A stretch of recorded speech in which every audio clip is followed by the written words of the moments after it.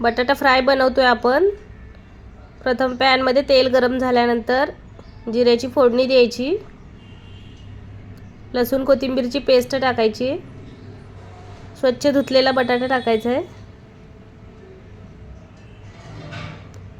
सगळं मिक्स करून घ्यायचं आहे। परतून मंद गॅसवरतीच ठेवायचं आहे ते। यामध्ये आता हळद, चवीनुसार मीठ सगळं मिक्स करून घ्यायचं। गरम मसाला टाकलाय यामध्ये मी, धनेपूड, बारीक चिरलेली कोथिंबीर टाकायची। आता सगळं मिक्स करायचं आणि ताट झाकून ठेवायचं। 2च मिनिटात फ्राय केलेला बटाटा शिजतो।